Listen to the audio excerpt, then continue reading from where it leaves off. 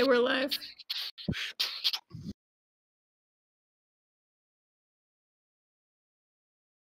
You said you were ready. All right, everybody, welcome. This is Heart of the Game here on Twitch, and we are the Heart of the Game players. And we are going to continue our Dungeons & Dragons Eberron campaign. Tonight is episode 12. And if you remember what happened last week, or you haven't watched it yet, you can catch up over on YouTube, where we post all of our videos after we go live. Generally speaking, they go up, I try to get them up the day before Thursday. So either Tuesday or Wednesday, I try to get them uploaded for you to enjoy. If you didn't catch last week, definitely catch last week. Oh, yes. Last week was... Yeah. Actually, the last 3 episodes have been top-notch. Yeah. And we just want to give a little shout-out here to Mr. Patrick Wolf, the Baraka Wolf. I think I said that right. Oh, well, bye, Wolf. Hide! Hide! Who has made this awesome layout, and as you can see, it now has our character names on it. But for those of you who may be just listening, and you might be like hanging out doing some other stuff, our 3 players are Randall the Agile. Oh, we lost one. Oh. Navari Arisolis, and yours truly, Dungeon Master Benjamin. So to catch you up, last session, our players encountered some... they were, let's see, a fight broke out at the ball that they had attended. And with their nemesis, Lucin, right in their grasp, he used his powerful Wolf needs abilities to take control and manipulate our good friend Randall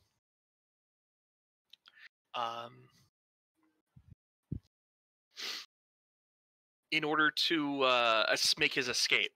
And he exited the scene, went to an airship, and Navari and Randall were able to get past the guards left in their wake, board the ship, where no one seems to have any clue who or where this Lucin character could be. And on that note, I'm just going to take a quick moment, because it looks like we're having a little bit of technical difficulty. So nothing to worry about. Might as well just keep talking here. Anyway, if you are interested on a Friday night and you just want to hang out and do some arts and crafts kind of stuff with me here on Twitch as well, I have been painting minis on Friday nights. And not only that, but I'll be doing some other, mostly Dungeons & Dragons or gaming-related projects.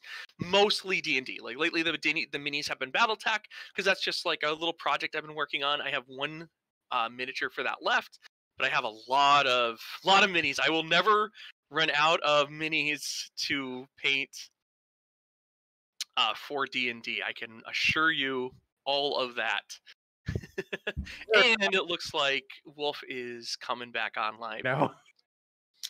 All right. So those of you who are still with us, we really appreciate it. Looks like we got everything worked out here. So we are ready to, like I said, pick up where we left off last week, which was our players boarding the airship to hopefully catch up with Lucin, I'm sorry. And the airship's name is the Cloud's Destiny. Wasn't it Lucan, though? I thought it was Lucan. I thought it was Lucan. Have we been told the wrong information? I mean, so the thing with fantasy name pronunciations is that I'm not always going to get them right. So we're just going to go with Lucan and Got it. Yeah, because you told us, well, it was funny too, because you said Lucan a couple of times, and then during the ballroom thing, you called him Lucian. And then towards the end of it, we went back to Lucan, and I'm like, I am so confused as to what his name is. Nope, that sounds right, because that sounds very much like me. Okay. All right. So cool. Glad we got everything going. Like I said, thank you to those who are still watching, and I hope you enjoy. All right, guys. So If you remember correctly, when we left off last, you guys had boarded the airship. Now, mind you, nobody on board the ship, if you remember, knows what you're looking for.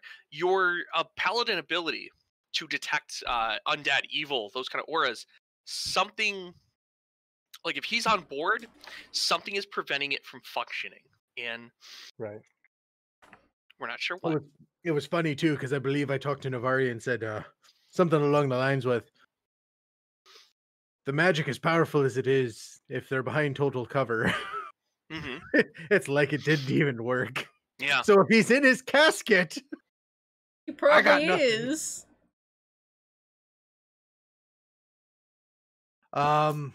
So I mean, we've established ourselves with Captain Iron Smile. Mm-hmm. What's his Carson Iron Smile. We've secured passage, so and the boat's set and sail. Is that correct? Yes. We have 16 hours till the next stop to pick up all them guests. Well, I mean, we should probably establish ourselves in our quarters, and then Captain, it's Captain, right? Are you the first mate or are you the captain, Carson? I am the captain of the Cloud's destiny. Captain Iron Smile proclaims very grandiose, affirmatively. Yes. Well, Captain Iron Smile, just a bit of a question for you. Are there any parts of the ship that are off limits? Or are we allowed to, we're not. I want to do an insight check to kind of get a gauge off of this guy. Because based on my knowledge of the affiliation that he has, because he's an unaligned, his house is unaffiliated. Like that's what allows them to do work in all of the areas. Like they have they don't have a treaty. Yeah, Yep. they have peace agreements or treaty agreements with all these houses that allow them to continuous trade with, like, all the way in Karnath and in Thrain. Yeah, they're not affiliated with any of these specific nations. Yep. Do I get a feeling, or do I have any kind of inkling as to the affiliation that they have? Like, would they be opposed, or would they know of the Silver Flame? They definitely would know of it. But what I mean by know of it is do I get the sense that he might like the honor bound system that he'd have to. Well, that he would understand that I'm not going to lie to him. Yes, he would definitely. Yeah, he would. The reputation precedes you, kind of thing. I would look to him and I'd kind of pull. I'd be like, "Do you mind?" And I'm gesturing to pull him in close, like I got to tell him a secret. And I pull him in close, and I pull out my necklace of the Silver Flame that I'm still wearing, and I go, "I'm with the Order of the Silver Flame, friend. The person we're after is a traitor to my kind and my family. Now," and I immediately tuck it away. "I'm not looking to do you wrong, and I'll keep an eye on me friend here, but we need to do a look for your stuff through your ship to make sure that he hasn't hidden himself somewhere among your cargo in the form of an unmarked crate maybe you didn't know came on board. I understand that you keep your thumb probably on everything that comes and goes from your ship, but something tells me that this man has his ways to get things on board that you may not have noticed. And we're just wondering if we can have not necessarily free reign, but the ability to look about as we need to. If you want to be present, or if you'd like to have someone you trust present with us, that's fine. I just don't want to risk anyone's lives if necessary." Well, I can't see any harm in letting you look about the ship. I will send one of my crew with you, though. No problems. And he kind of like whistles and gestures, and a young man comes over.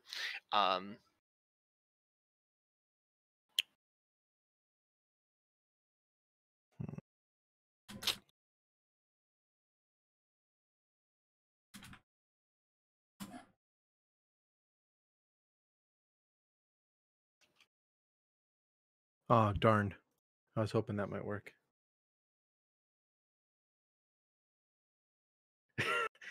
I mean, you're welcome to try, Navari.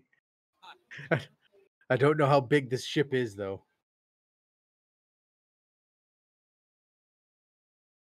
I know you want to. I'm just more fearful that them sticky fingers of yours might be sticking to some things that don't need taken. I would never. So he looks over at you and he introduces you to this young man who has very distinct, like dark hair tied back in a ponytail. All the sailors aboard this ship are well dressed. This man is no different. Like they're not greasy, dirty. They're presentable because I mean they're on an airship. So I feel like a lot of that like they get to stay cleaner. And he says, "Yes, this is my mate Henry. He will accompany you as you search the ship and make sure you don't get into anything you don't get any trouble, if you know what I mean." No worries. I still don't believe for a moment that anybody got aboard the ship without me knowing, but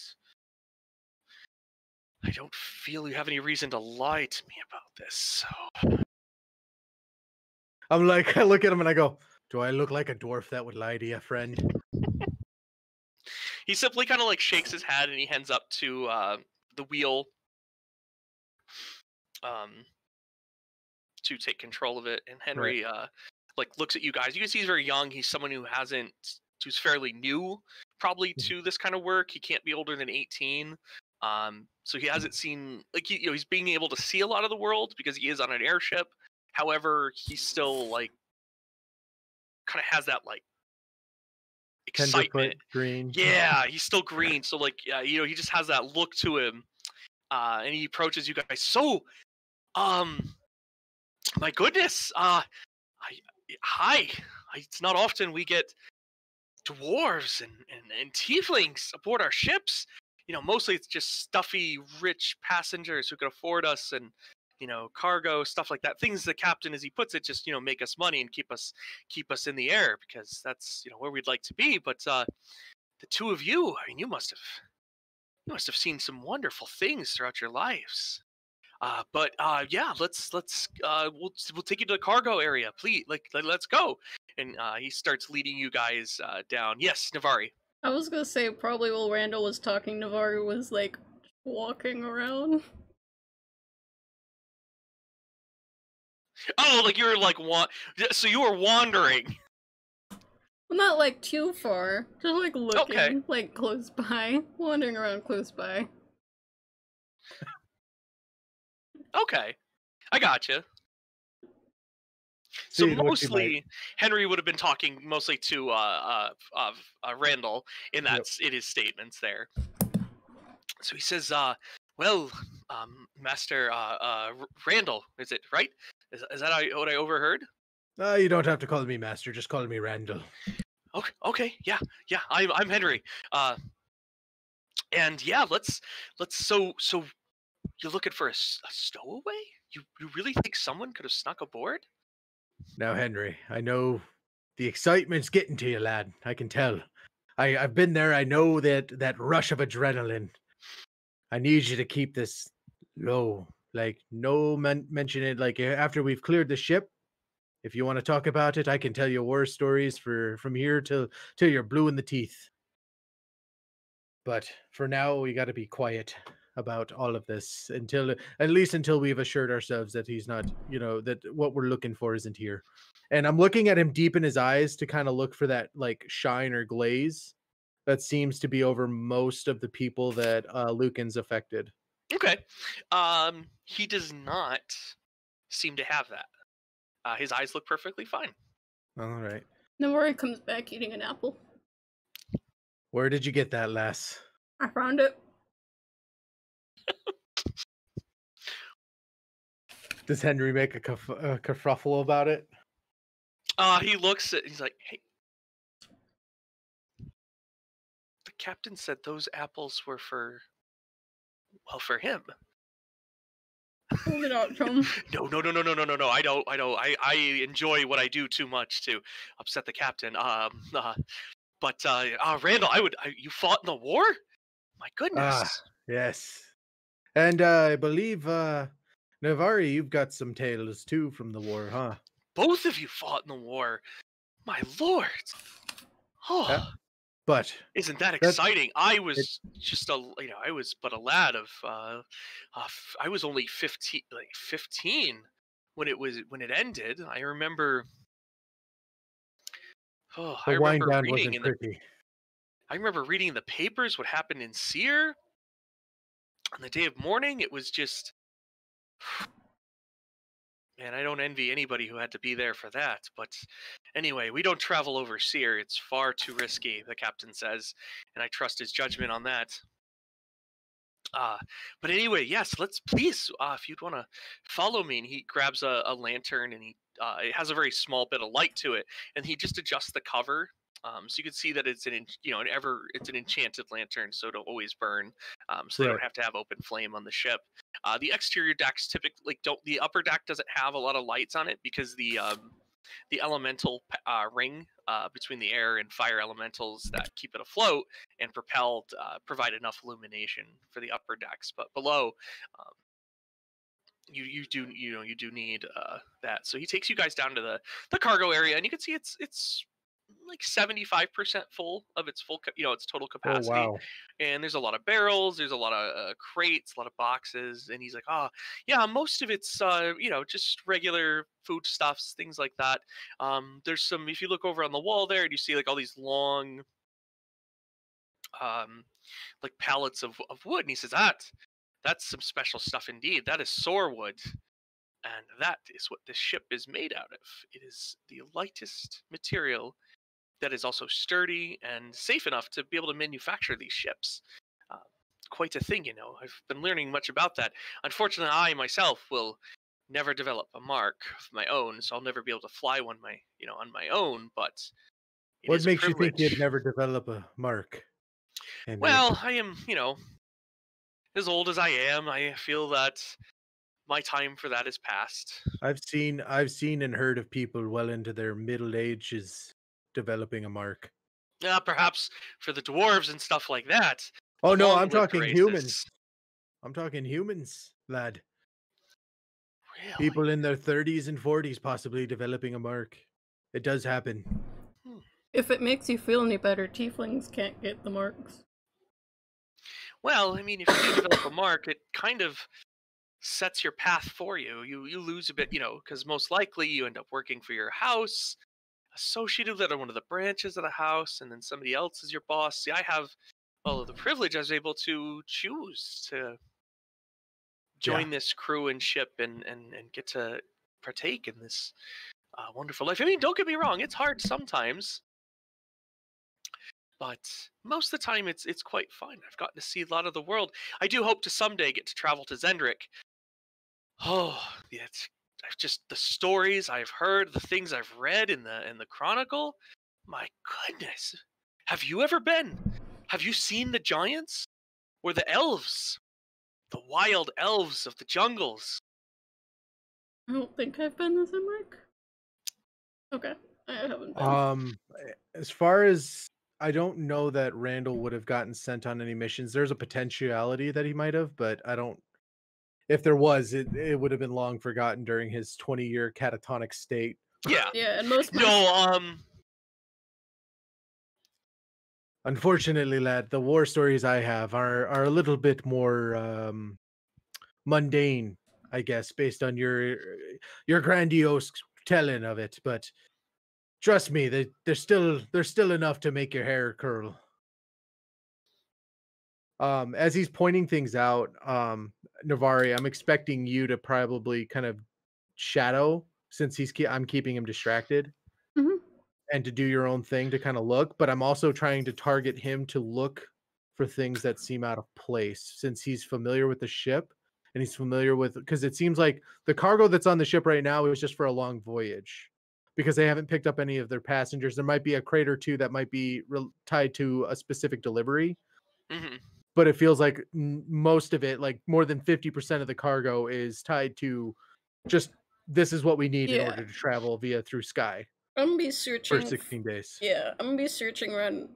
Like barrels, I don't care about. I'm looking for things that are like big Crates, enough. long Yeah, crates. long crates And I'll check near the giant special wood too, Pile. just in case. Yeah, like hidden in there.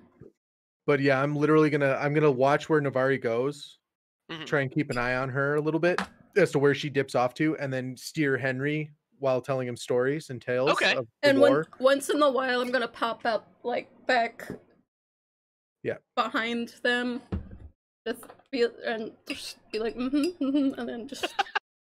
Yeah, like so you're like just kind of nodding in agreement, paying attention and stuff. Yeah, I gotcha.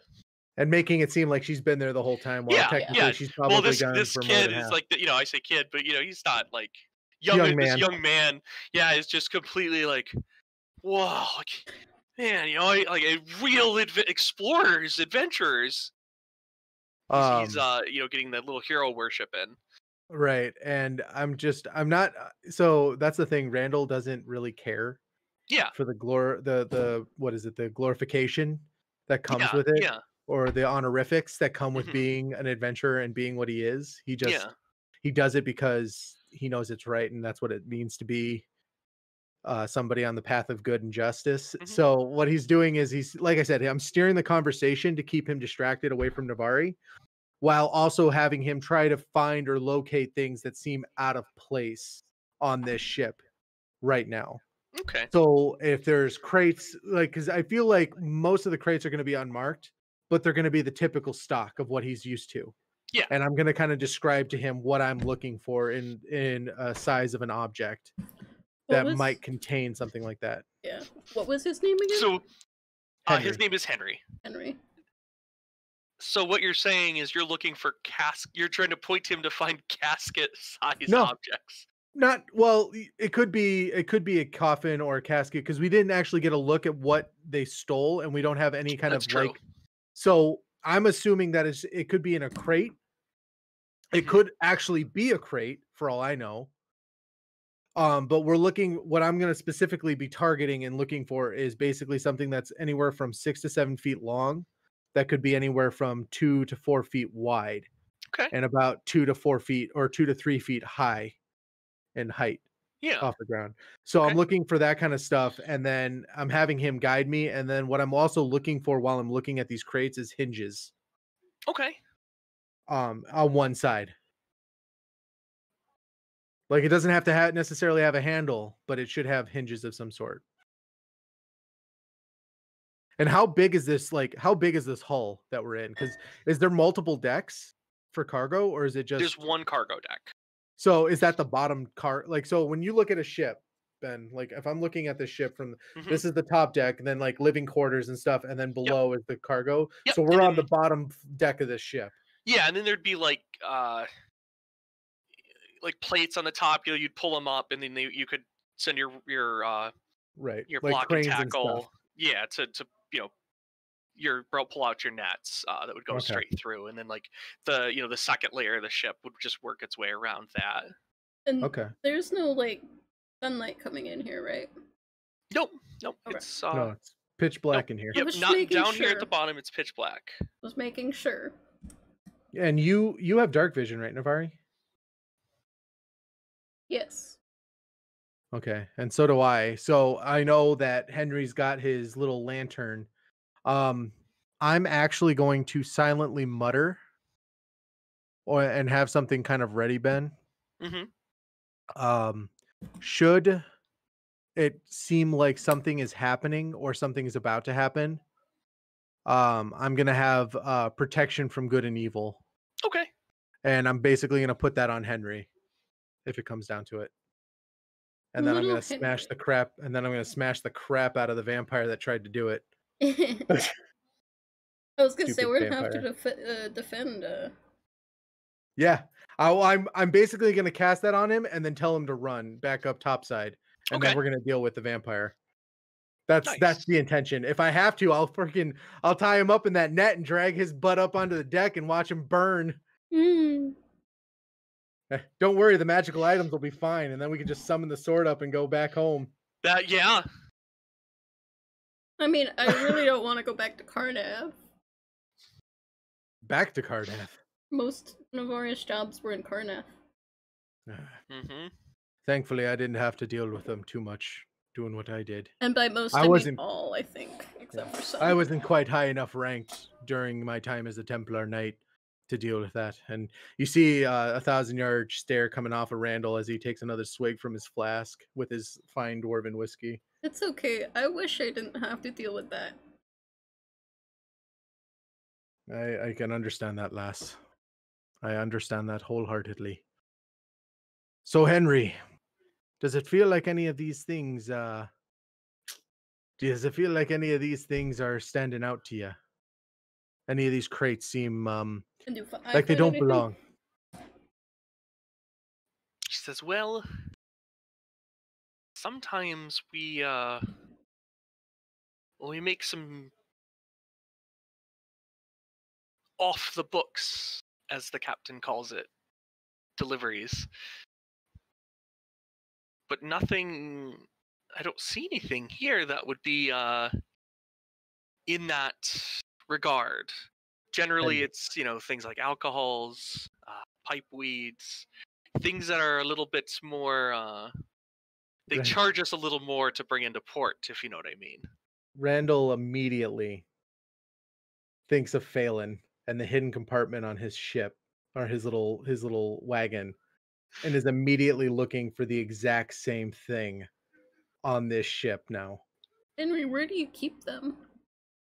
If they're off the Oh, books. it's so he cracks open a crate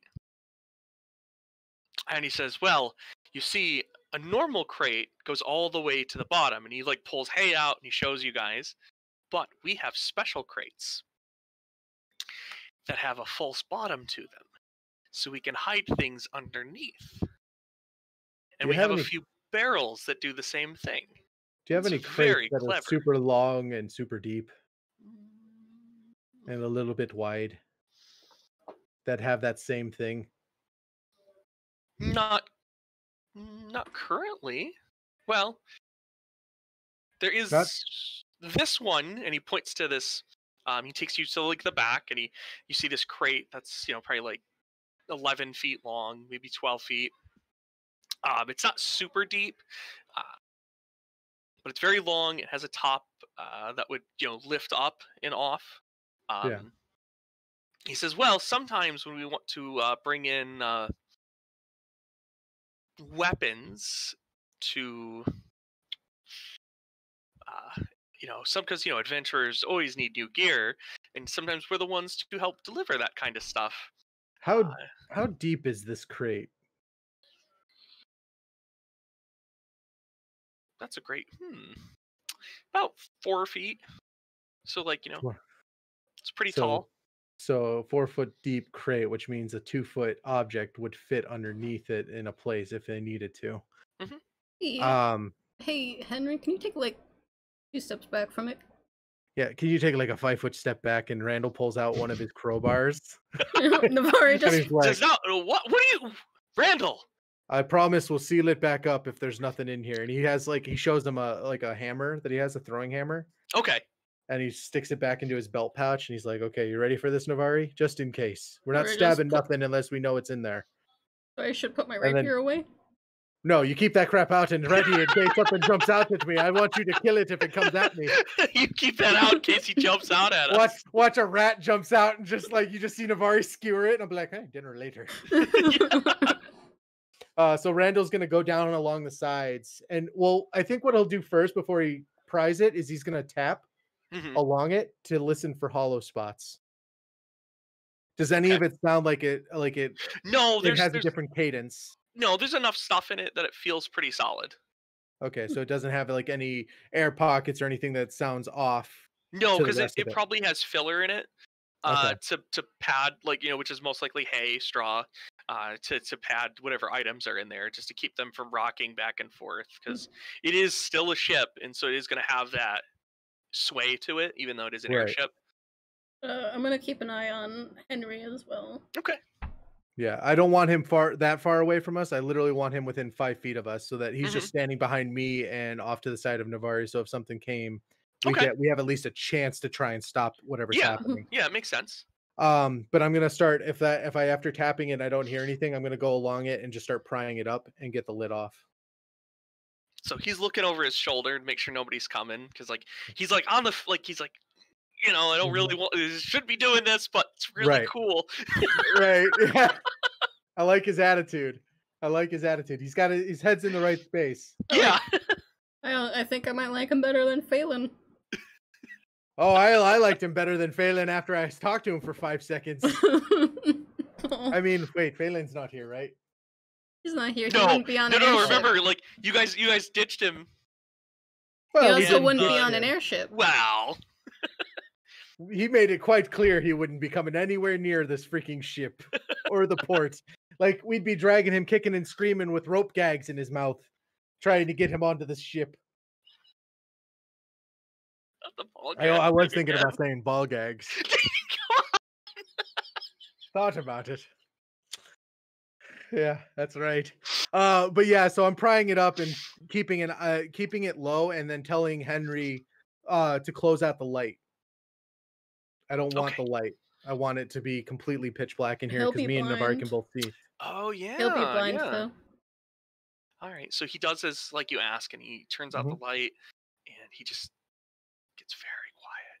All right. You feel the nails pry out, and you pop the lid open, and you just see like a bed of straw and a few like cork-topped glass bottles throughout it intermittently. I immediately pull just one of the bottles out to see roughly how tall it is. It is like about 12 inches. 12 inches. This is gonna hurt. I'm gonna stick my hand in to the hay and reach to the bottom. All right, so you get your arm as deep as you can go, and you're a dwarf. All right. So you're like, in order for you to touch bottom, you're like hanging. You're like you're basically on it, like laying partially on it, so you can reach. If necessary, down, it's like I'm taking my little hammer and weeding it through to try and feel the bottom. So you can hear it like scrape against a couple more glass bottles, and eventually you do hit the bottom where it should be. Okay.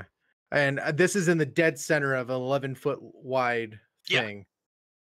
How tall was Lucan? Do I recall? 6'2", dark hair, goatee. So in the dead center of an 11-foot crate, there's no way. If there was something below, I would have hit it. Yep. I immediately draw out the hammer. I stand back over and I say, "See, look, lad, nothing, no harm, no foul." And I set the lid back down and start hammering it closed. So he's like, "Oh, thank goodness." And you can you can light up that lantern again. Yeah. So he turns. I don't like you being in the dark if you don't have to be. Plus, if something happens, at least we'll know, because we're just gonna see that lantern go, "Funk." Yeah, that's basically it. I was half expecting it, and I was thinking, well, if we leave the lantern on, if he ever gets yanked, we're just gonna see the light just go. It turns into like Alien. All of a sudden, he's just grabbed and gone. And it would be Randall's. It would be Randall's fault too. Why is it my fault? Because you're like, yeah, you can send someone with us. Navarre, sometimes your cheekiness just doesn't know any bounds. Is it supposed to? All right, guys. So, but yeah, so if that's the only crate that was that size, right? Yeah, everything else is like much smaller, more manageable. Okay. So Randall is going to say, I'm not sure that he's here. If he is here, he's well hidden. If you're talking, no one hears you.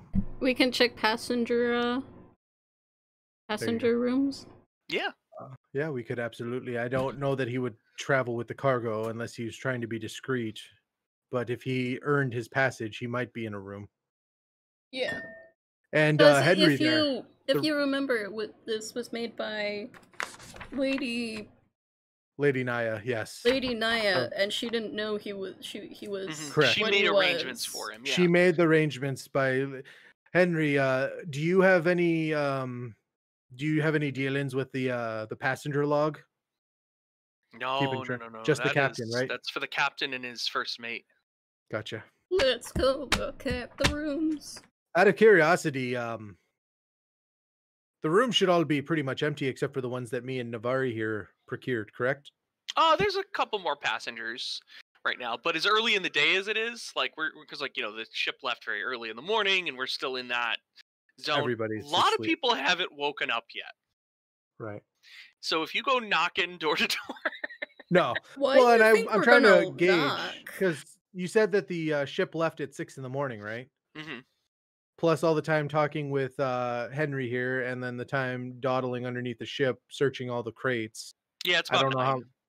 It's like 8 or So, 9 right now. so I mean, it's getting later in the morning where Yeah. people, even the ritzier folk that might be riding on this airship, might actually be stirring at least. Unless they were at that party last night and they're dear still God. hungover. Randall's got to lay on hands to settle that fact up if he needs to be and doing. I suggest He's gonna knock on people's doors and be like, "All right, I got the cure." You need some Dwarven Kieran now, eh? Yep. I was just gonna suggest we could just look through the keyholes. As I have actually experimented with this with another dungeon master friend of mine, that doesn't work. Well, no, it doesn't. Because he had old doors that had keyholes, and he's like, "You could try," and then he showed us why that doesn't actually work. Way to ruin my dreams, Ben. I know. Now, Ben didn't ruin them. If you could shrink down small enough and then jump through the keyhole. I am a rogue, not a druid. I can't wild shape. I was gonna say you are a rogue, not Ant-Man. Yeah, because that was just exactly like Ant-Man. Ant-Man could do it. Yep. Or if you had the ability to plane shift, or not plane shift, turn ethereal. Ethereal shift, yep. Yeah. So ethereal shift would work. Henry, do you have any rooms that don't have windows? Or have you noticed any rooms with windows covered? Well, the only way I could do that is if I was to go outside the ship. Do you have any rooms that are in the center, towards the center of the ship that wouldn't have... No. All the rooms on our ship are on the basically run to the exterior sides. Which means they would all have portholes. So half is passenger, and then the other half goes to crew. And the crew quarters are divided into officers, and then there's a bunk room with double beds for the everybody else. All right. Well, do you mind? I feel like we've taken up enough of your time. You probably have duties that you have to tend to, but I do intend to keep true to my promise of telling you tales. But I want to let you get to your duties, and maybe when you're off shift, you can swing by our room or my room. I absolutely would. And I look to Navari and I say, we'll discuss after we get to our quarters what to do from here.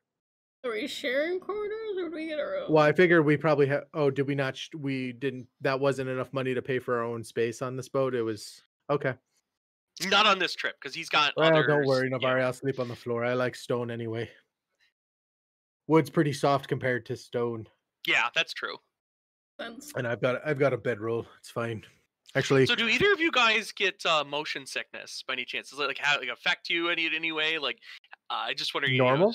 In real life? Your characters. Oh, in character, I don't think Randall does. Okay. Just because of what he does for a living. Yeah, sorry. No, I was just curious. I was gonna say, I'd be happy to portray that if I personally had seasickness or motion sickness. I get car sick sometimes if I'm in the back seat, not in the front. But on a boat or anything like that, I'm rock. Well, I love I love riding on boats. I'm on a boat. In real life, the first cruise I was on, I was good. The second one was iffy. I don't know if Navari does. Okay, no worries. I was just curious, if those. But anyway, so you guys go back to your room. That one isn't added to my character flaws. Sorry, close the door behind you, and it's very comfortable. It's not super ritzy, elegant. You're not first class on the Titanic by any means, but you're also not in steerage. You're not there's it's not like you're down there with rats. Hey, those are tasty snacks. You keep that to yourself. High in protein. Maybe. So you guys, like I said, you didn't, Hashtag Battlefield Earth. you didn't find any casket or anything, and you guys, like Henry goes to perform his duties aboard the ship. The weather continues to be nice, and really, you're just right now just enjoying a very beautiful day, flying through the air, with the ground a very long ways away. Yeah. So here's the deal, Navari. I'm exhausted. I don't know about you. I mean, we're going right now on like 20 hours without sleep. I'm pretty sure now I am a hearty folk and I could go if we need to. I can push through, but I don't know if we're gonna be surviving that long without sleep. On top of that, as far as checking crew quarters go, I mean, we have 16 days. 16 hours. Oh, it's 16 hours before we get to before the next port? stop. Yeah. So here's the deal, Navari. I'm willing to let. I don't want to presume that I have reins on you, but I'm saying I'm gonna turn a blind eye to your activity to possibly secure and clear all these other quarters. Kind of thing. I don't necessarily take kindly to thieving, Mrs. Apple. I didn't steal it. I found it. Yeah. Said every sneak thief ever. But it was in this nice little fruit bowl. I'm also concerned at this point that Lucan has somehow secured himself on here in possibly a hidden compartment that we're not familiar with, and the captain's being hush about. Probably in the captain's quarters, then. I don't think it would be there. Like, not the size of the hold that I'm thinking. I'm thinking like, Firefly Serenity style hole in the wall that they have a compartment that's just big enough to hold a few people. Yeah. It's a pretty nefarious tale. They teach it to all the Templars over in the Silver Flame. Then why are you telling it to me? I'm not a Templar. Firefly. It's a cautionary tale. Was the greatest play anyone had ever seen, Navari. It changes you. And the epic finale, Serenity, will leave you in tears because it's so powerful. Needless to say, though, they have a hidden compartment on a vessel similar to this that has the ability to hide multiple people if necessary, or large objects. And something tells me that if this captain is as frugal as he is, allowing people to store away their goods that aren't necessarily good for other ports on his ship so that they can gain access to other ports of harbor without paying the fees and costs. Something tells me that he has more than just, bottomless crates and bottomless barrels that he uses for such a transaction, especially when he has things of larger natures to have to transport. Oh, probably. The question is, where is it? How do we? You're cutting out as soon as you get quiet. The question is, where is it and how do we find it? Much better. I move the mic closer to my face. Yeah. That's a fine question, Navari. I don't know. I have some experience locating such objects or such hiding compartments with, our good buddy Phelan, who likes to hide things on his said wagon. Now, nothing quite as big, but I can't imagine the mechanisms that change that allow you to conceal something like this can be all that different. This is Randall speaking from absolutely zero experience with how these compartments can absolutely work. I know. He's an honest person. Like, he's not somebody who would ever dream of needing these kind of things. Do I have any experience with such things? Yeah, you would have some of your subterfuge, some of your missions would have involved you smuggling documents from one place to another. So extra dimensional spaces, bags of holding, these are things you are familiar with. You've definitely used before. What about hiding people? Oh yeah, yeah. You've probably yourself weren't necessarily the one. You've probably been hidden in a compartment like that. Okay. I know that they're possible.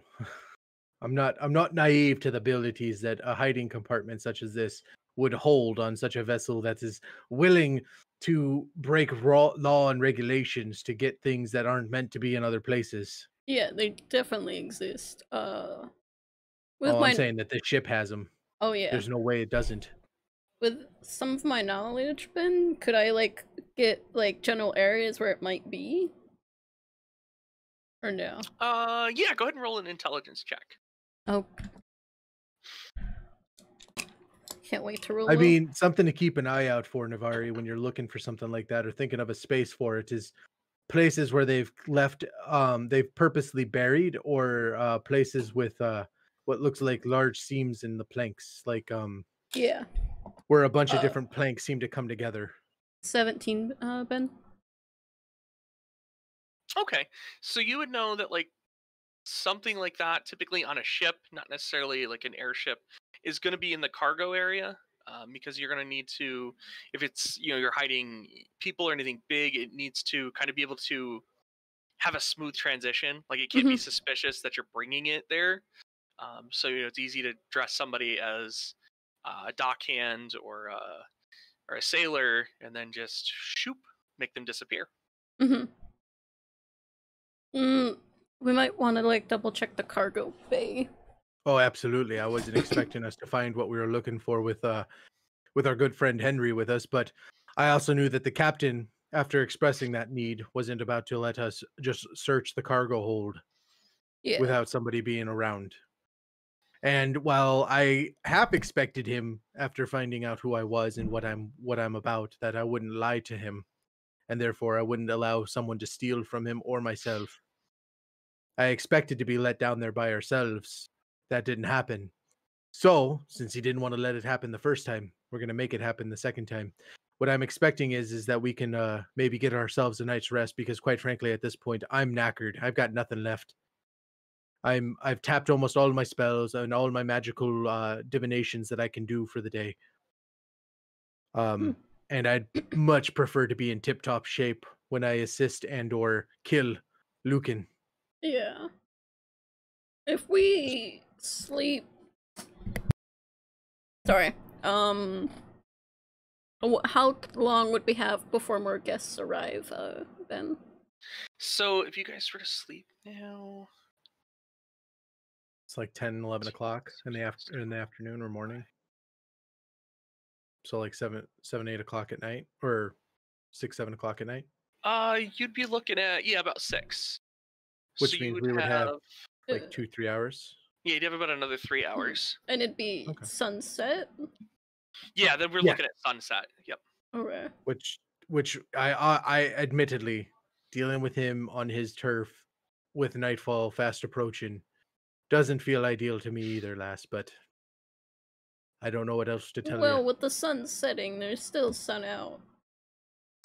I mean, the other choice we have is we take a small break here, like a little siesta, and recover our stamina and our strength, Yeah. and we try and do what we can.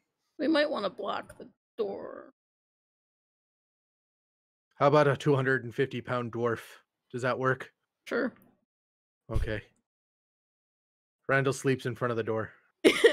Just imagining Randall. You just see Randall sitting up against the door like this, and he's just like, in his shorts, "Oh no, screw belly shorts, out. man." He's full armored. He doesn't sleep naked. He's literally sleeping. He's got a flask in one hand and his Yeah. maul laying in his lap with a hand on it in his other, and he's just laying like this, and he's just.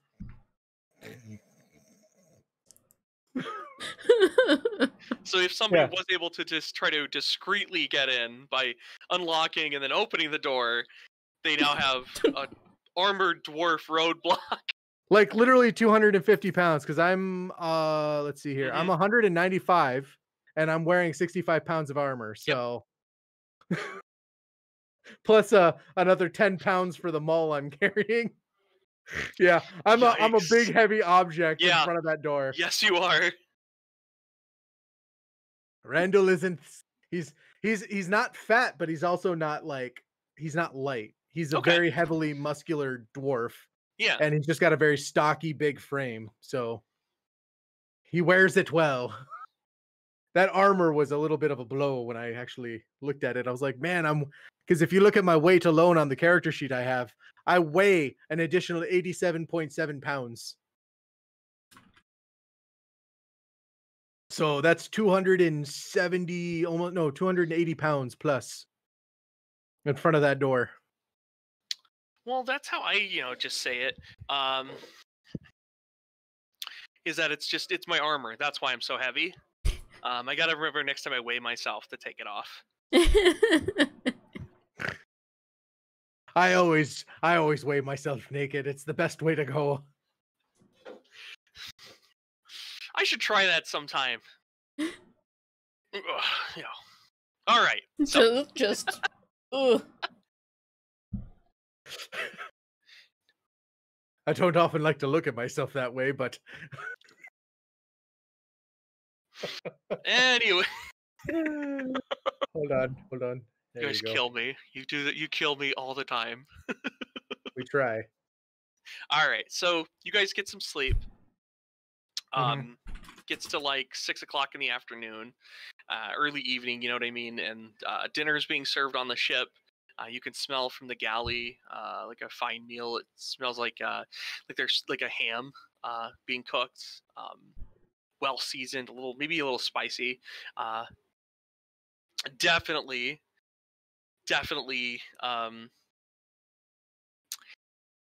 too spicy for my taste. I'm not a fan of that kind of intense heat, especially if you can smell it coming from the kitchen. It's too much for me personally. Delicious. It's too much for me, but Navari, it's probably fine. Oh yeah, it's probably fantastic. Randall's got a weak stomach when it comes to that stuff, but Patrick, I've got a hearty stomach. So it's like we're switched. Yeah. It's awesome.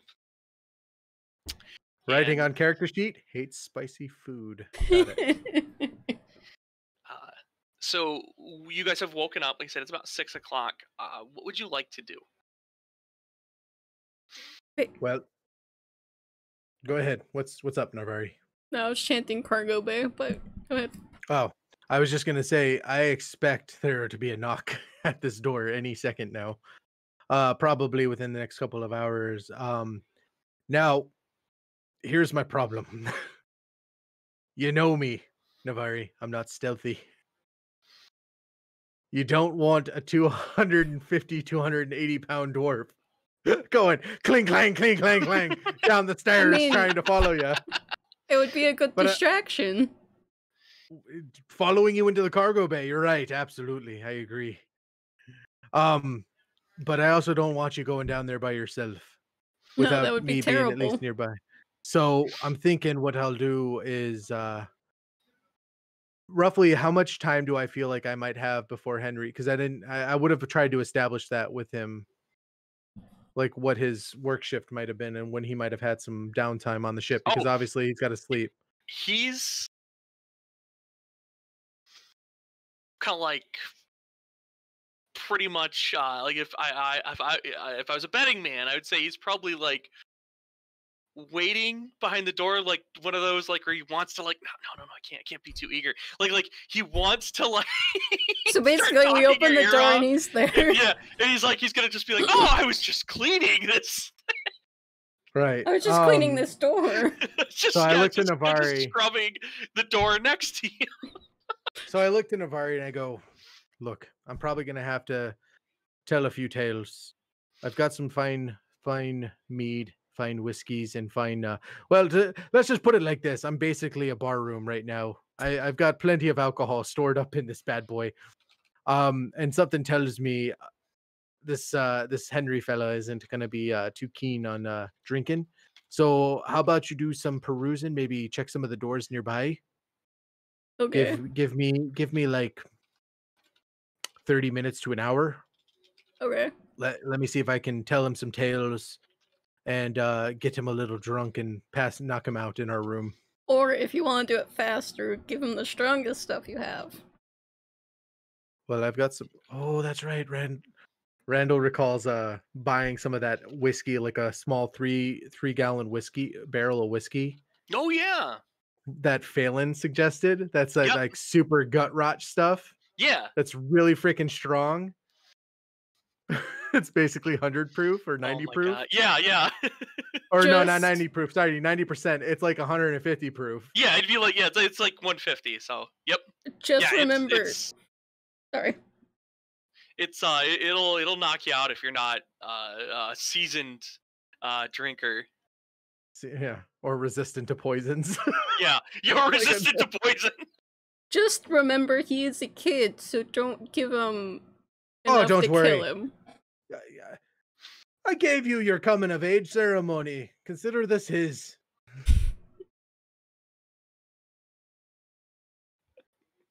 So Randall opens the door expectingly and says, Yeah. "Ah, Henry, I was just about to come looking for you." He's not quite as close to the door as like you'd expect. He's actually at the other end, like Yeah. as if he's like, Like he heard me coming to the door. yeah. He's like, "Oh, Mr. Randall. I'm sorry, Randall. I'm actually free. I just wanted to let you know though. The reason why I came down here is I wanted to tell you guys that there's been a delay. We've run into some very heavy, dense cloud cover, and we're probably going to be 3-4 hours behind. We had to slow down quite drastically for safety, of course." Well, good to know then there, Henry. Navari, if you wanted to head out and get some food, I'll keep our friend occupied while you're out. Yeah, I was just about to say I'm a bit hungry, so. Oh, well, the captain's chef in the galley. I say chef. He's okay. I've had much better meals, but he's making steamed hams. If you've never had that before, you'll definitely want to try it. It's quite good, actually. Oh, I'll have to keep that in mind. Randall, would you want to? Well, can I eat with you? By all means, lad. Grab a meal. You're probably gonna need it. Well, let's go. And he like excitedly takes you. And as you go by, you go by like areas of the ship. You can see throughout the windows that he isn't exaggerating. The fog is very thick, very dense out there. The clouds, stuff like that. Just- They don't look like lightning, like thunderstorm kind of stuff, but it's really heavy. Mm-hmm. Navori's like, oh shoot, I forgot something at the room. I'll meet up with you there. Oh, okay, whatever. Yeah, he just kind of like, yeah, whatever. I want to talk to the cool guy. Randall immediately has flashbacks to the voyage they took on the boat that got them to the near freaking the border of the place we didn't want to be, and the ghouls that came on board. Yep. Oh, yeah. He's literally having dramatic flashbacks, and you just see him like start to breathe, like his eyes go wide as he sees the fog, and he's like he's not afraid of heights, but he's also not willing to just let himself die. And this is a long way to fall if this ship, like the elementals, just break loose, and you see him like. Fun fact: the crew have rings of feather falling. Oh, I bet they do. So just gotta take them. Just grab onto a crew member. Henry, stay close. Yes. So like, how visibly like upset is Randall with this? Let's see. Visibly. Okay. So he says, Randall, are you nervous? Please don't be. The food's not like poisonous or anything. I mean, it's not great, but it's edible. Nobody's ever gotten sick from it, well, except for that one time when he tried to make sausages. That didn't go very well. I'm not worried about the food, lad. Okay. Don't worry about it. It's past adventures. Nothing for you to be worried about. Oh, good. Ooh. Yes, Ashley. Before Navari goes back to the room, can she whisper to Randall? Yeah. Can she be like, "Hey, eat quick"? I wasn't planning on eating. Oh, okay. I look back at Navari and I just go, okay. And Harry's like, oh, okay, I don't know what's going on, but don't worry about it. Randall, please come tell stories to me and some of the other mates. We would love to hear them. And Crap, I'm gonna be out of my good stuff. A lot of these guys are like old, hardened tattoos, like say like anchors and monsters. A couple of them have piercings. There's jewelry. They're dressed well because they are on an airship. But they would have to have like some presentation to them. But these guys are more hardened than Henry. They look like they've seen a few seasons, kind of thing. Oh yeah. Henry is on a scale of 1 to 10. If Henry he might not be very popular. If Henry say like is a 1 on seasoned, these guys are what, like 7s and 8s? Yep, these are 7s and 8s all the way through. One guy is missing a hand, like he just like has a stump, and you see on the table next to him what appears to be like a metal replacement that it could slide into, but it doesn't have like the dexterity, so it's not like it's a premium Kenneth forged replacement limb, but he's able to look like pass more normal having something like that.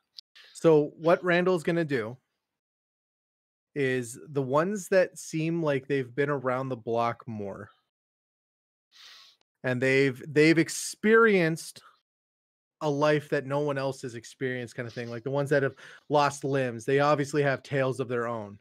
They've experiences of their own. Randall, what he's going to do is he's going to shy away from pulling them in and instead walk by, and if they have like glasses that are empty or shot glasses that are empty, specifically shot glasses, but he's going to aim for any kind of cup, and he's going to pour not of his fine stuff, like fine whiskey. He's going to pull from his private stock of whiskey that he's personally been making, and he's going to pour into each of their shot glasses, and he says, well, friends, I don't want to bore you with my stories. Obviously, you got more than a fair share of your own, but enjoy a bit of Bright Axe brandy on your table tonight, and you'll never turn away. You'll never know a finer whiskey than the Bright Axe brandy. Family secret. And he's gonna basically take he's got a separate 2-gallon cask that he pulls out of one of the pockets. And you just see him corking and filling, and like half filling like a moderate sized glass. So if it's like this big, he's half filling each of these with a little bit of whiskey. And then he pulls back over and says, Henry, let's not bother your people, your friends and stuff. But you clearly want to know some tales. I'm sure you've more than, based on the reaction I just got from the room, have pestered maybe a little bit too much of your fellow shipmates, your crewmates, for tales that of the high skies and high seas. Is that true, friend? He's like, no, these guys, we're, maybe. Yeah, they might be a little bit better with you after what I just did, but they all politely take the extra whiskey, drink ration, right? Because exactly, ships, you have to have some discipline, but and obviously nobody's gonna get like. Well, no, this was not these guys. Yeah, these guys aren't getting floored off what you gave them, but no, this isn't greatly appreciated. It's not strong, it's not super strong. It's like 40%. It's like a normal brandy, and it's actually a real smooth, crisp taste with light hints of citrus in it. It's got like an apple crisp taste with hits of citrus. So it's a wine cooler. No, it's a hard whiskey. It's just okay. It's just like you get the notes. yeah. Not all the crew, just the hardened ones. Just the ones that have been around the block for a few times. Just the guys that are off shift right now. And the ones that have Henry has pestered or pissed off within the last, more so, like I don't think he's ever made anybody mad, because like he wouldn't be there if he wasn't a competent airman, sailor, but he definitely could get annoying if you had to work with. He's the Phelan of the crew. Yeah, he's the Phelan of the crew. I get it. I look at them. I actually look at them with an eye like, I understand. We have one of these ourselves. Don't worry, tonight he's on us. And but I immediately uncork. So I'll mark off the drinks. How many Sure. would you say, like a gallon Yeah, of yeah, that? that'd be fair. Okay. Yeah. And then I'm basically gonna uncork the hard stuff. Okay. So Randall is gonna drink from his fine whiskey out of his flask Yeah. and take sips, but he's gonna pour a full, like, 8 to 10 ounce glass of this gut rot while we eat our meal. Okay. And Randall actually doesn't take of the meal, but he actually pulls some, like, salted meats out of his bag that he has as a ration. But he is gonna share a meal with Henry. Okay. So Henry comes back with 2 plates, Oh, if and he comes back with a plate, I was implying, like, if we walked up together to get our food, no. I He would, wants yeah. to like cater Oh, to you okay. because you Well, are then, yeah. like you're a guest. So like this is something that like he also being one of the more presentable members of the crew, he gets to Right. interact probably like he would get to interact with the passengers a little more often as well. Right. Whereas like these guys are keeping the thing running, and Right. they're also there for protection because monsters, raiders. So most of these guys are probably veterans from the last war, whereas Henry was too young to have fought. And he was really coming of age at the tail end of it, so he got to read about it and learn about it, but he didn't participate. Right. So like he's got good hospitality, and so he comes back with 2 plates. Each one of them has like a diced and like a cubed potato on it that's been salted and seasoned, and then each has a meat patty that seems to be heavily spiced between Right. 2 pieces of bread. And he's like, So "Oh their yes, version of a burger. steamed hams." Oh, okay. So, I pour his glass, and what I'll do instead of pouring and drinking from my flask, because I'll have a glass with him, Hmm. but I'm definitely gonna pour more into his and less into Okay, mine. yeah. Now, granted, I can handle my liquor, so it's not gonna be noticeably different, but it's gonna be No, but you're trying noticeable to to, me. yeah, and this isn't like it's like, oh, but I put poison in both glasses. Right, I'm just trying to drink him under the table, Yeah. essentially. Oh yeah. Yep. It's you're just setting him up because like he's gonna want to. Yeah, I understand what you're Okay. trying to do. Okay, so So I'm what gonna. I'll do is I'll basically, we're gonna go through the rigmarole of it. I'm Yeah. basically gonna tell him a tale or two. Okay. In the course of telling him a tale or two, the first time once we get back, I'm gonna basically slam the food, Hmm. but I'm gonna make it look polite, Yeah. like I ate, You're just like gonna I'm eat savoring it. fast. But I'm eating fast. I Yeah. slam my first drink, which I'm assuming he does too, to Yes. keep pace with me. Yeah. And then Oh I yeah. pour No, a he second, wants to. exactly, and I pour a second glass for him, and a second glass for me, assuming he's not, like, showing it right away. But this one, and then as I tell the second and third tales, which I plan on spreading this out over the course of an hour, Okay. I sip at the last drink until Hmm. he basically down onto the table, because I know that first drink was enough.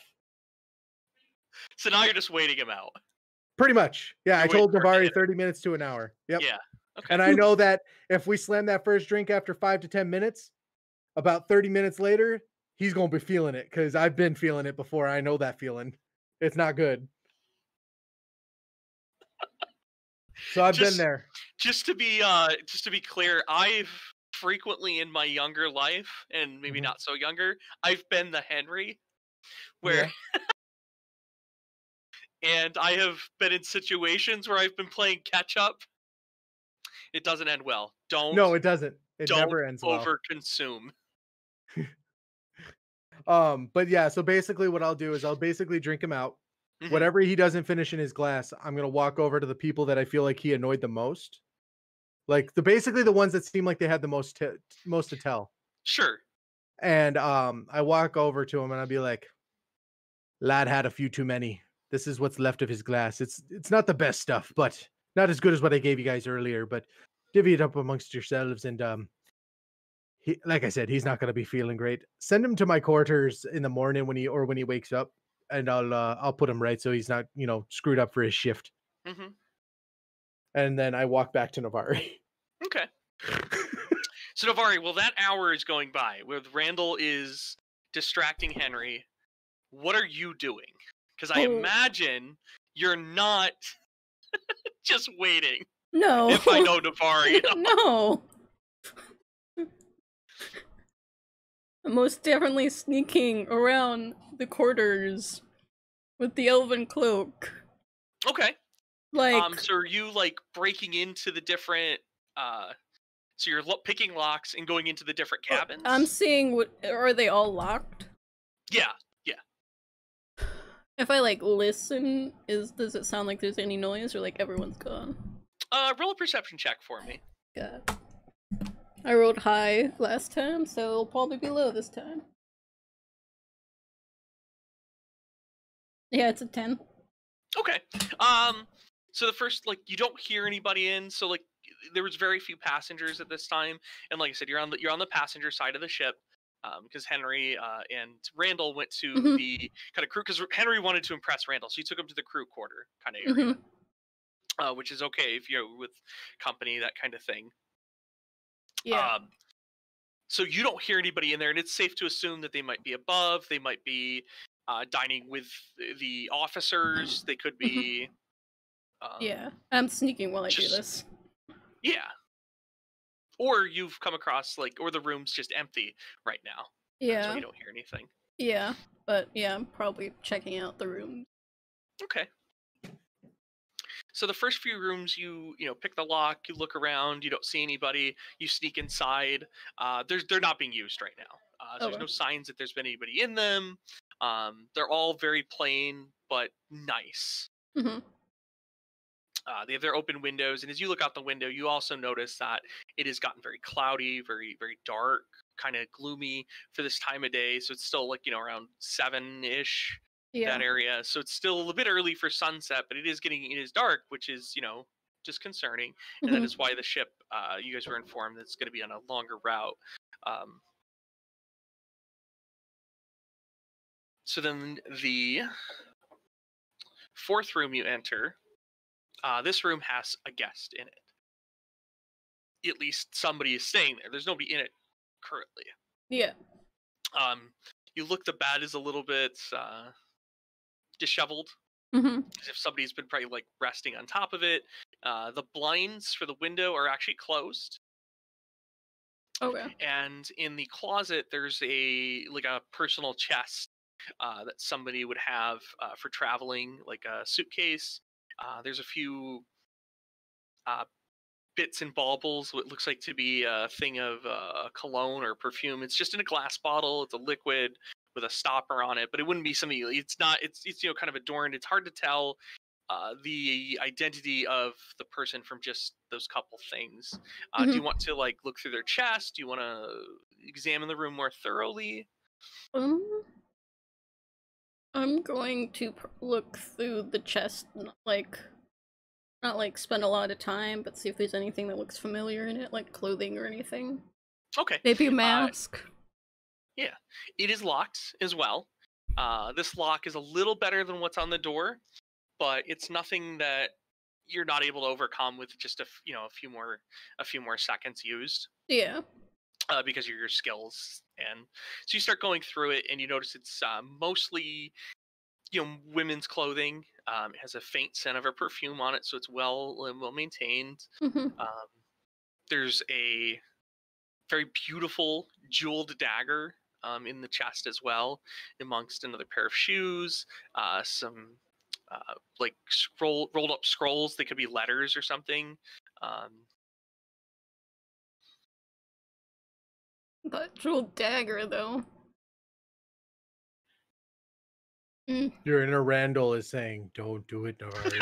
We're on this boat for 3 hours." The inner Randall is saying, "Don't do it." I know. Looks so nice. Does the parchment say anything? Yeah, so you unscroll it, and it is it appears to be a letter, and it is written to somebody named Fauna.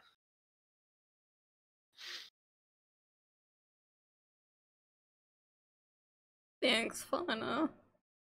And the letter appears to be from a suitor, boyfriend, somebody who's interested in her. So it talks of her beauty and how he wants to impress her. He wants to like open a business in Sharn and build a life with her, and he's hoping that he can get that stuff going so that it'll be approved that he could wed her.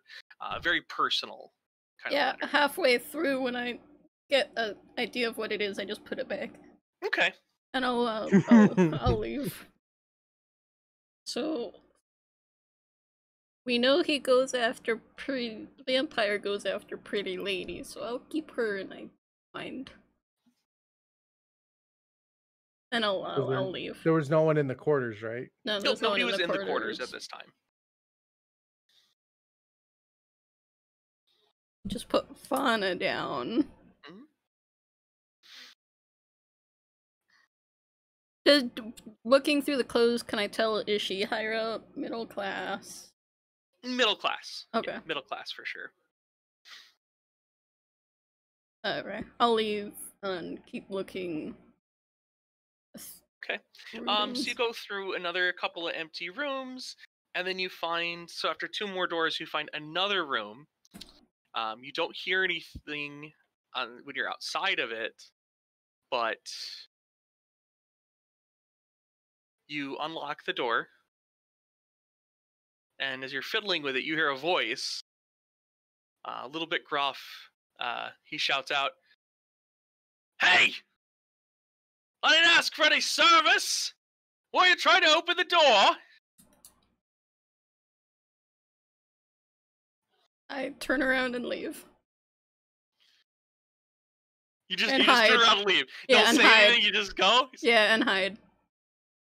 Okay, so you take a run around the corner and find a place that you feel to hide. So go ahead and roll me a stealth check as you're doing that. And I have advantage and with the elven cloak, and he has disadvantage for seeing me. Yep.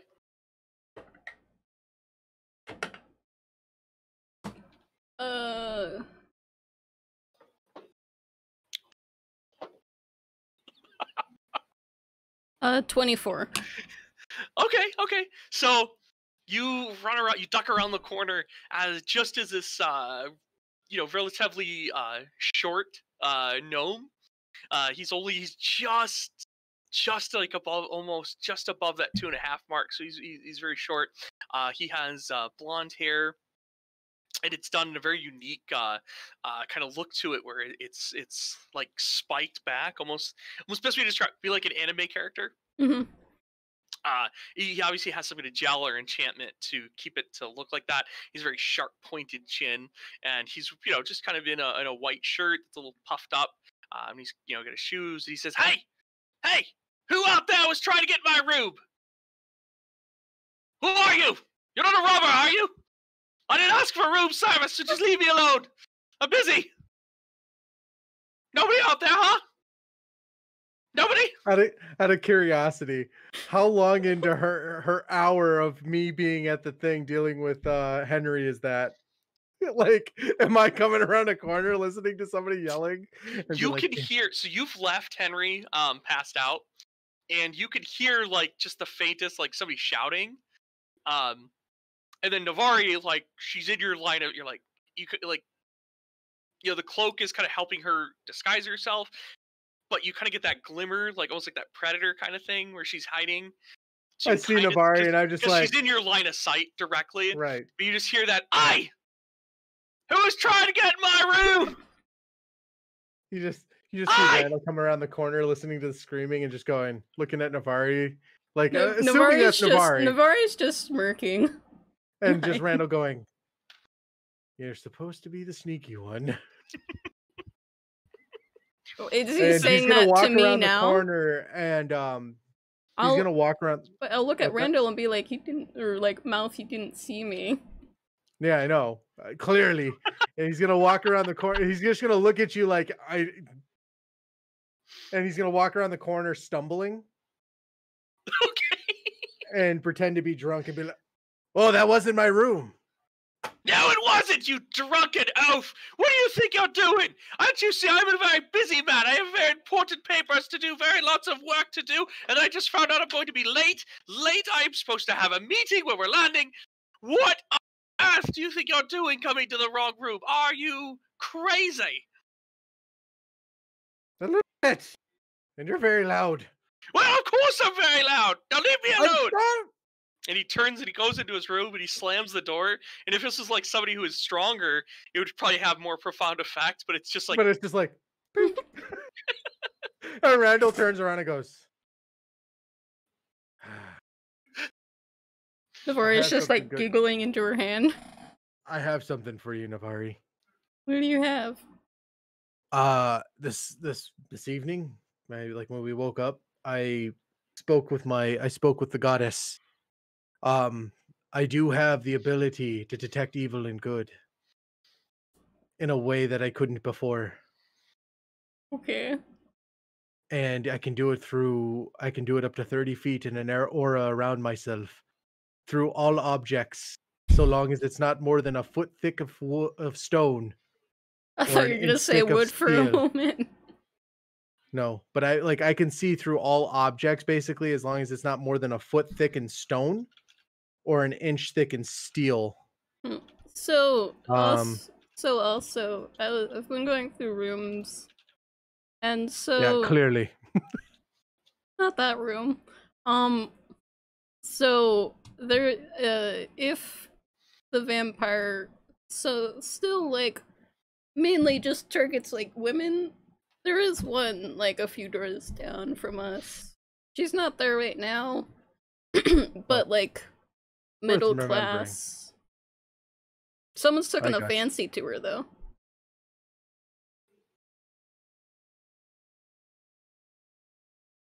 You monster. No. Telling me, God bless it, man. What? The spell, missing. like, so I just basically, needed I'm to gonna, know a very specific detail. yeah, no, basically, I'm gonna waste 2 spells to find this mother effer. Why two? Well, actually, I guess no, I can cast ritualistic spells. So Mm-hmm. I'm gonna cast basically. So what I'm gonna do, Ben, Okay. because I have 3 spells with Navari in my presence. I'm basically gonna walk and do. I have detect good and evil, which I just posted in the chat for you Mm-hmm. to show you what it does. But it Thank you. basically allows me to detect a 30-foot radius of anything that's celestial, fiend, undead. As long as it's not behind a thin sheet of lead, inch thick of common metal, a foot of stone, or 3 feet of dirt or wood. If that doesn't register on me at all, I'm gonna do a ritualistic casting of detect magic. Gotcha. Okay. And because at this point Randall's running out of bags and running out of tricks in his bag of tricks as to Yeah. where this guy could possibly be. We know he's on the ship. Yep. Because Lady Naya got him a freaking thing, and we know that this ship is destined for Karnath. Yep. And ideally wherever he's trying to get to. Mm-hmm. So if that doesn't work, he's basically going to do a ritualistic cast. So it's going to take him 10 minutes, and he's going to cast detect magic, and it lasts for 10 minutes.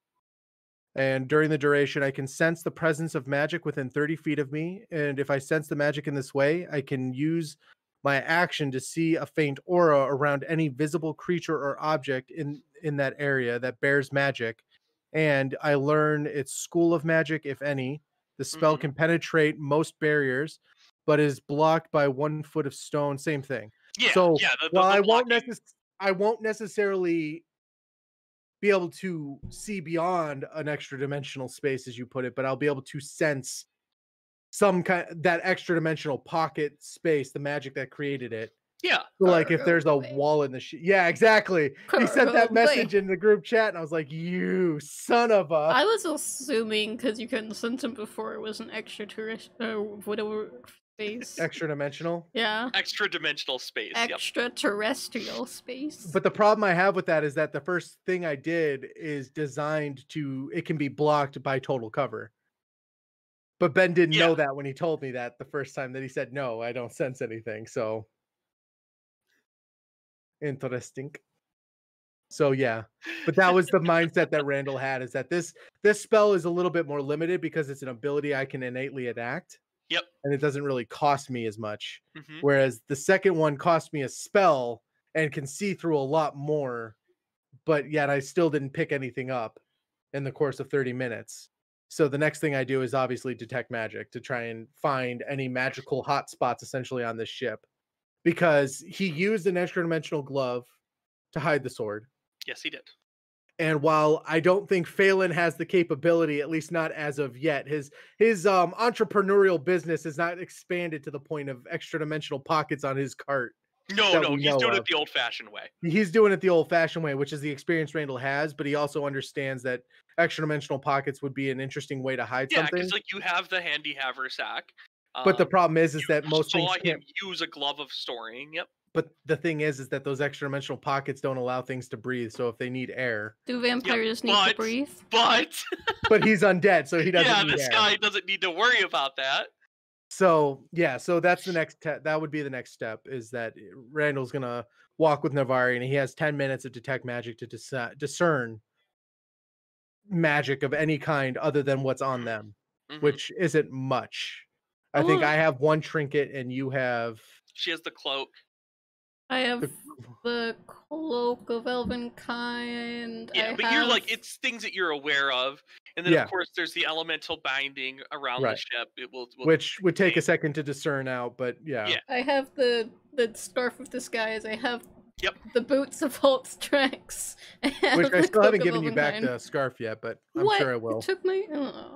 We never talked about it because I had it. Yeah, we literally borrowed it for the party, and then we literally had one night's rest since then, and it never got brought up. Yeah, so actually, he's still wearing it for right now. Yeah, like we're literally like in game time we're like we've played for it's been like 2 days. Yeah, not even really since you gave him that.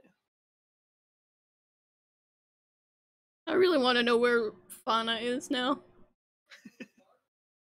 That's my next goal. I'm pretty sure she's gone, lass. Gone something as in dead, or gone as in not here? Well, she's been a tasty snack, and she's probably under his spell. That's what I mean by gone. If she wasn't in a room and it was late at night, something tells me that she's gone. Someone's gonna have to tell her. Tell her what? The one that fancies her. Someone fancied her? Yeah. They wanted to get married. Oh, well, I'm sorry you didn't bring that up before. I'm a little I said someone in her life, you know. There's this big like journal that says "Do not read." Navari's like, while sipping a fine glass of Velven wine. Of course, of course. Yeah. So that's what I'm gonna do. Basically, I'm just gonna walk around the ship and try and locate it if I can. Okay. Yeah. So, is there any specific area of the ship that you want to start in? I would say the cargo, because that's the least likely to be perused by other people while we're looking, and then slowly move up to the living quarters, and then eventually to the captain's quarters. Okay. And when we get to the captain's quarters, that would be a conversation and a half. Yeah. If we see anyone, or is there anyone wandering about? Not in the hallway where you guys are right now. Okay. Oh, don't worry about Henry. I left him. He's a bit of a snoozing. Oh no, I was just gonna ask someone if they've seen anyone going like toward the cargo bay, like Fauna. I mean, just like disappearance. By the way, I didn't read all the letter. What letter? The one. Never mind. Wait, you read? Is this how you got that information about Fauna? No, I heard it. From who? I don't think she's telling you. That gnome that was yelling. We're gonna be having words, you and I. You should be proud of her. I mean, she didn't technically steal anything. I didn't steal anything. I know. Except just for information. Yeah. But where's the fun? Where's the fun if Randall didn't say that? Oh yeah, no, I don't understand. I'll tell him, hey, I didn't steal anything. Well, that wasn't your goal, so congratulations. She had a really nice dagger, though, but she left it in there. Imagine that. Probably ceremonial, something important to her family. It was a really fancy dagger. Mm-hmm. Hey, we should check the cargo bay. Yeah, we should. Okay. Randall takes out his flask and takes a huge swig. So you guys begin to head over to the cargo bay. Mhm. And it's dark outside.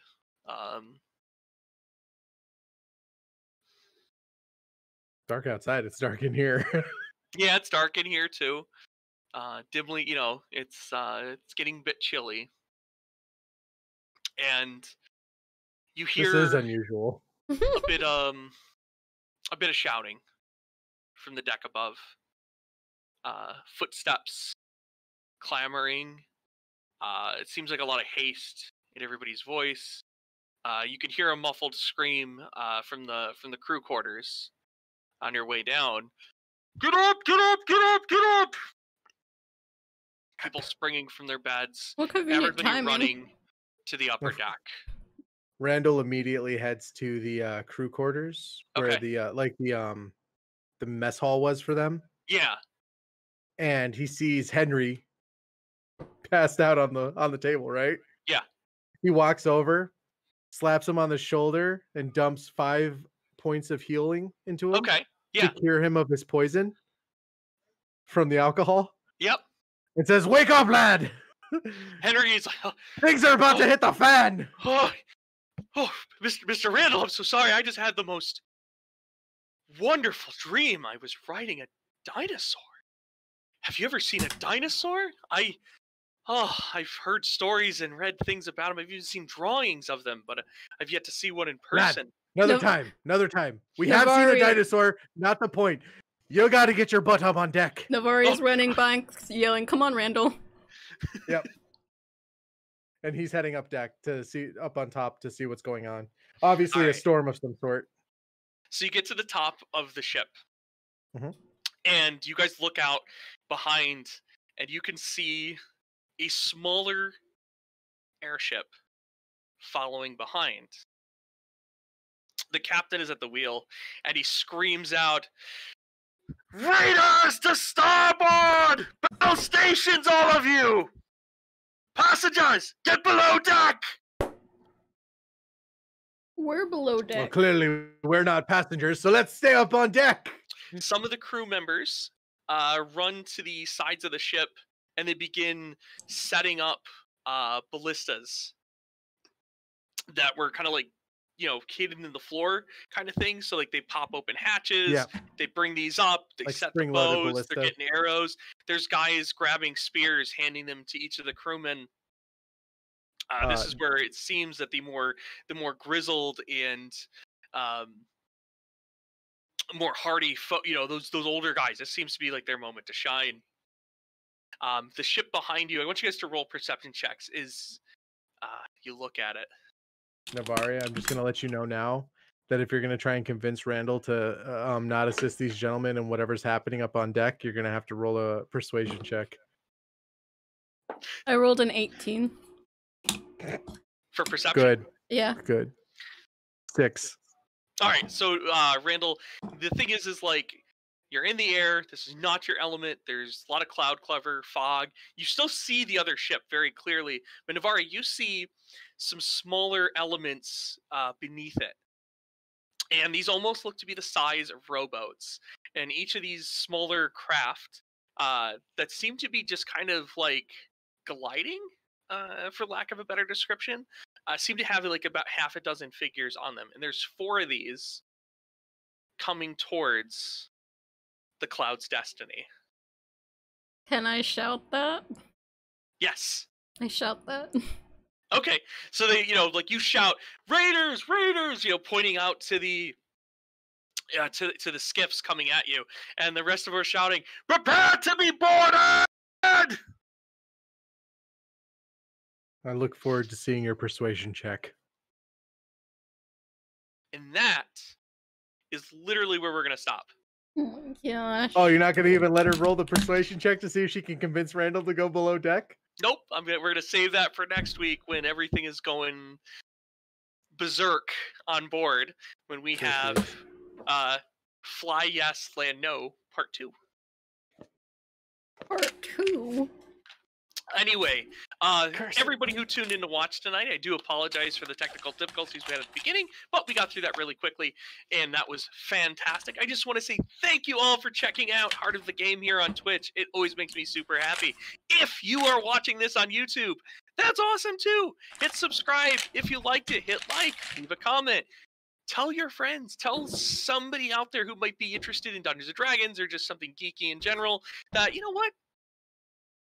There's a live play D&D game from a game store in, on Twitch on Thursday nights, which, honestly, we're not competing with much on TV in that 6:30 time slot Eastern time, just to say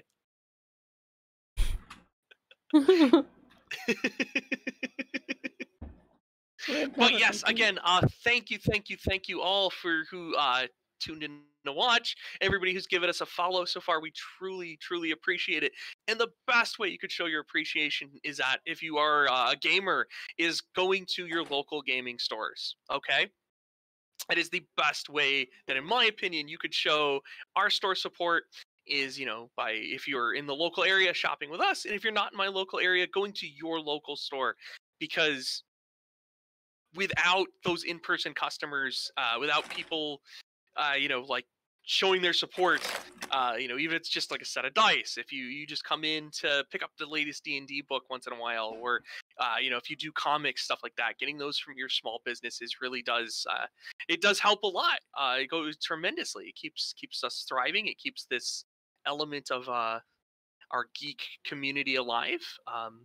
You go to any kind of bigger convention, a lot of times they might have like larger, vendors directly from the manufacturers, but your small cons, your local gaming stores, we are the ones who go to those cons as vendors.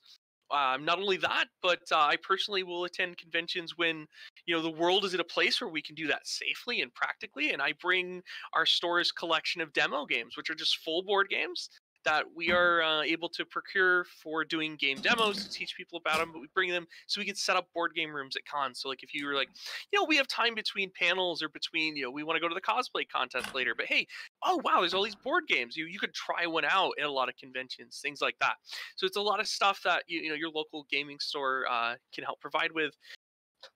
So show them some love if you are blessed enough to be able to, and there's one in your vicinity, because that is in my opinion the best way you could show us support here on our channel. And if you want to hang out with me tomorrow night at about 8 o'clock, I'll be here. I'm going to be doing some hobby gaming crafting. I'm not sure if I'll be painting a miniature or if I'm going to be constructing. You've watched our past episodes. When I get out the map in minis, I really like two-dimensional cardstock minis, which I have a long list of people that I buy them from via DM's Guild or Drive Through RPG, and I'll probably be constructing a bunch of those. I'll have my glue stick and hobby knife here tomorrow night. I'll have to get an address for you and then for the game store so I can send, because I'm planning on making Randall the Agile in Hero Forge. Oh! And then sending him out. I will paint it even. I know. That's kind of what I was hoping for. Yeah, I would love to. That's another thing too, is like, if you just, grab a mini from somewhere, go to your local game store, get some brushes, get some paints, and talk to people who are there hanging out or work there, because you never know who you're going to meet if you just strike up a conversation. You see somebody like going through the RPG section, be like, hey, you know what, I've never played this game before. As you look at it, you might find out that it's your new favorite. I mean, I like Dungeons & Dragons. I love the setting Eberron, and I discovered Eberron by walking into a game store and pulling it off a shelf and talking about it. And that was when it was first published for 3rd edition. So, yes, so everybody please be safe, be patient with one another. And I really look forward to next week, because we're going to start it off with some high-octane, fantastic action as we get to Fly Yes, Land No, Part 2. What if we just run away below deck? Bye. Sounds about right.